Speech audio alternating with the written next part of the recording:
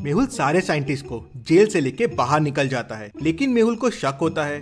Kidnap तो 3 scientist हुए थे, तो ये चौथा कहाँ से आया? मतलब इनमें से एक फेक साइंटिस्ट है। मेहुल सबके आईडी कार्ड चेक करता है, ये पहले साइंटिस्ट का, ये दूसरे साइंटिस्ट का, ये तीसरे साइंटिस्ट का और ये चौथे साइंटिस्ट का। अब इनमें से एक आईडी कार्ड फेक है। क्या आप बता सकते हैं इनमें से कौन सा साइंटिस्ट फेक है? सोचिए और मुझे आपका आंसर कमेंट करके बताइए।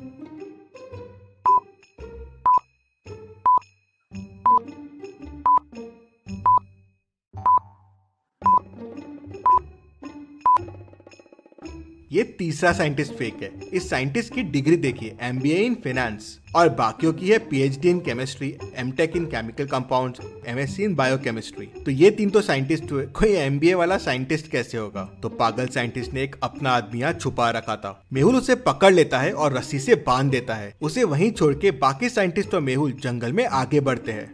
और यहाँ पागल साइंटिस्ट गुस्से में आ जाता है कि सारे साइंटिस्ट जेल से भाग गए हैं। वो तुरंत अपने आदमियों को और डॉग्स को उनके पीछे भेज देता है। पागल साइंटिस्ट ने जंगल में केमिकल लोचा मचा रखा था, जिसके वजह से जंगल के कुछ एरियाज की केमिस्ट्री बदल गई थी। हर कलर आपस में बदल गए थे। ग्रीन कलर येलो हो गया था, ब्राउन कलर ब्लैक हो गया था। अब आप सोचिए और मुझे बताइए, ट्री पे जो रेड एप्पल्स है वो कौन से कलर के हो जाएंगे? सोचिए और मुझे आपका आंसर कमेंट करके बताइए।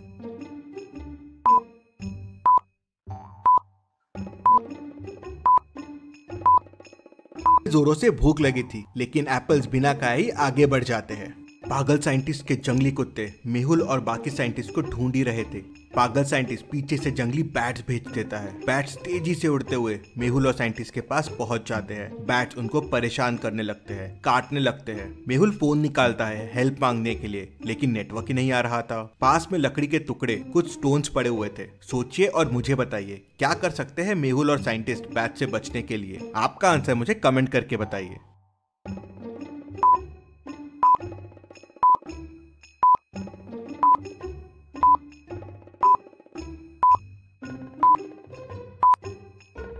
मेहुल ने जब फोन बाहर निकाला था तो फोन की लाइट से बैट्स थोड़े पीछे हुए थे। वही मेहुल समझ गया था कि लाइट से इन्हें डर लगता है। बैट्स नाइट में ही जागते हैं, दिन में सोते हैं। मेहुल ने फोन का फ्लैश चालू कर दिया और बैट्स को दिखाने लगा। उससे बैट्स डर गए और वहाँ से भाग गए। मेहुल और साइंटिस्ट तेजी से जंगल में आगे बढ़ने लगे।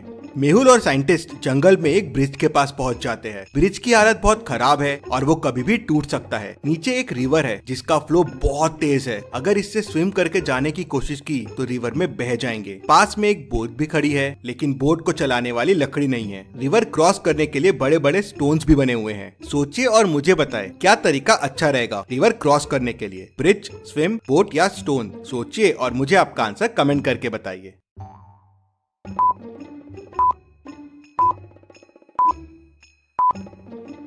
रिवर का फ्लो बहुत तेज है, तो स्विम और बोट काम नहीं आएंगे। अगर आपने बोट से जाने की कोशिश की तो वो अलग डायरेक्शन में ही निकल जाएगी, और अगर ब्रिज से गए तो वो टूट जाएगा और आप पानी में बह जाएंगे। मतलब स्टोन से कूद के जाना ही सेफ है। मेहुल और साइंटिस्ट भी वही करते हैं। स्टोन्स पे कूदते हुए रिवर क्रॉस कर लेते हैं और जंगल में आगे बढ़ते हैं। जंगल में आगे बढ़ते बढ़ते मेहुल का पैर एक मधुमक्खी के छत्ते पे पड़ जाता है। उसमें से बहुत सारी मधुमक्खियां बाहर आ जाती है। मधुमक्खियां मेहुल और साइंटिस्ट को परेशान करने लगती है। वो आसपास देखते हैं तो ट्री की कुछ लकड़ियां पड़ी होती है, स्टोन्स पड़े होते हैं। अब इन मधुमक्खियों से बचने के लिए क्या करना होगा मेहुल और साइंटिस्ट को? उनके पास 4 ऑप्शन है। पहला तो लकड़ी से मधुमक्खियों को भगाने की कोशिश करे, दूसरा उन पे स्टोन्स फेंके, तीसरा वहां से तेजी से भागे, या चौथा धीरे धीरे चल के वहां से निकल जाए। आपको क्या लगता है कौन सा तरीका सही रहेगा? सोचिए और जल्दी से आपका आंसर कमेंट कीजिए।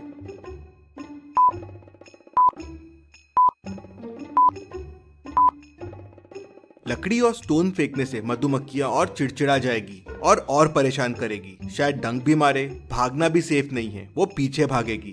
धीरे धीरे चलना ही सेफ होगा। वो लोग धीरे धीरे वहां से वॉक करना शुरू करते हैं और मधुमक्खियों से बच जाते हैं। तभी उन्हें पीछे से किसी के चलने की आवाज आती है। मेहुल को उसके बाजू में एक परछाई दिखती है। क्या आप इस परछाई को देख के बता सकते हैं ये कौन होगा? सोचिए और जल्दी से आपका आंसर कमेंट कीजिए।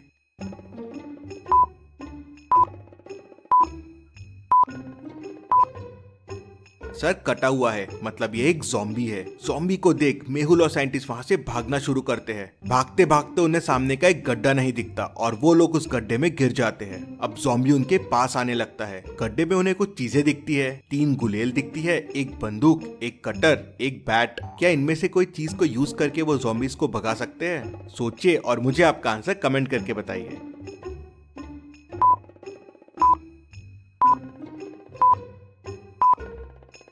मेहुल बैट भी यूज कर सकता है, लेकिन बैट सिर्फ एक है और उसके लिए ज़ॉम्बी के पास जाना पड़ेगा। गुलेल यूज करना बेस्ट रहेगा, वो दूर से ही ज़ॉम्बीज को मार सकते हैं और दूर ही रख सकते हैं। मेहुल और साइंटिस्ट गुलेल उठाते हैं और ज़ॉम्बीज पे स्टोन फेंकना शुरू कर देते हैं। ज़ॉम्बीज डर के वहाँ से भाग जाता है। मेहुल और साइंटिस्ट गड्ढे से बाहर निकलते हैं और जंगल में आगे बढ़ते हैं। तभी उन्हें हाईवे रोड दिख जाता है, लेकिन रोड तक पहुंचने के लिए उन्हें इस रिवर को क्रॉस करना होगा। रिवर पे स्टोन्स पड़े हुए हैं। वे लोग स्टोन्स पे कूदना शुरू करते हैं। पहले 1, 2, 5, 10 और 17 पे जंप करते हैं। अब नेक्स्ट स्टोन्स है 24, 26 और 28। सोचिए और मुझे बताइए उनको कौन से स्टोन्स पे जंप करना चाहिए जो सेफ होगा। अगर गलत स्टोन्स पे कूदे तो स्टोन्स टूट जाएंगे और वो लोग रिवर में बह जाएंगे।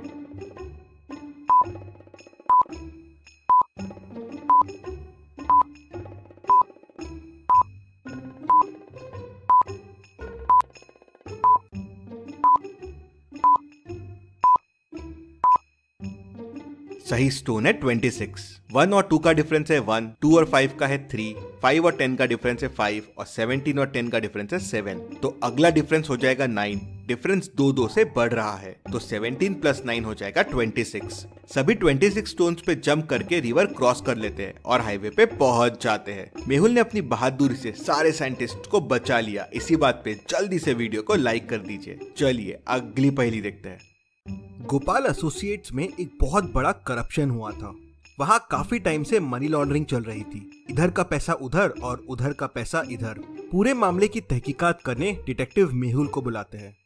मेहुल उनके ऑफिस पहुंचता है और उनके मैनेजर से बात करता है। उनका मैनेजर मेहुल को उनकी सीए से मिलाता है। मेहुल सीए को बोलता है कि मुझे इस कंपनी के पिछले 5 साल के सारे डॉक्यूमेंट्स चाहिए। तो सीए मेहुल को बोलती है, अरे ये डॉक्यूमेंट्स तो काफी टाइम से हमने देखे ही नहीं है। ये सारे एक फाइल में एक अलमारी के अंदर रखे हुए हैं। मुझे लाने में थोड़ा टाइम लगेगा, मैं लेके आती हूँ। थोड़ी देर बाद सीए सारे डॉक्यूमेंट्स लेके आ जाती है। जब वो आते रहती है तो उसके हाथ से फाइल्स गिर जाती है। वो उन फाइल्स में से डॉक्यूमेंट उठा के मेहुल को देती है और बोलती है, ये लो डॉक्यूमेंट जो आपको चाहिए। मेहुल डॉक्यूमेंट्स को देखता है और बोलता है कि ये नकली डॉक्यूमेंट है, ये तुमने अभी अभी बनाया है। कैसे? मेहुल को ये कैसे समझता है कि ये नकली डॉक्यूमेंट है? क्या आप बता सकते हैं?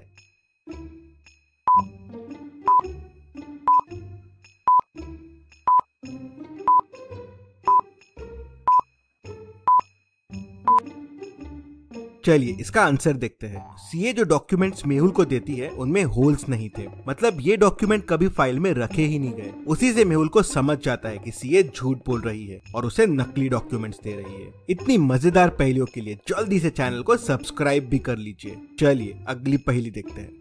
सना को काफी जोरों से भूख लगी थी। आज उसने टमेटो चीज सैंडविचेस लेके आए थे। वो फ्रिज ओपन करती है अपने सैंडविचेस लेने के लिए, लेकिन उसके सैंडविचेस गायब रहते हैं और बाजू में उसके सैंडविचेस का फॉइल पेपर पड़ा होता है। उसे बड़ा गुस्सा आ जाता है। वो ऑफिस फ्लोर पे जाती है देखने के लिए कि किसने उसकी सैंडविच खाई। तो वहाँ 3 लोग काम कर रहे होते हैं। रोहन कहता है, मैं तो सुबह से इम्पोर्टेंट मीटिंग में हूँ, बस ये कॉफी पी पी के ही काम चला रहा हूँ। हाँ, मैंने तुम्हारे सैंडविचेस देखे थे फ्रिज में। रीमा कहती है, मैंने तो डोमिनोज से पिज्जा मंगवाया है, बहुत जोरों से भूख लगी थी, मैंने तो आज ऑफिस का फ्रिज खोला भी नहीं है। राहुल कहता है, मैं तो सुबह से प्रेजेंटेशन की प्रिपरेशन कर रहा हूँ, मम्मी ने आलू के पराठे दिए थे, बस वही खाया हूँ। हाँ, मैंने तुम्हारा पैकेट फ्रिज में जरूर देखा था। क्या आप तीनों की बातें सुन के बता सकते हैं सैंडविचेस किसने खाए होंगे? सोचिए और मुझे आपका आंसर कमेंट करके बताइए।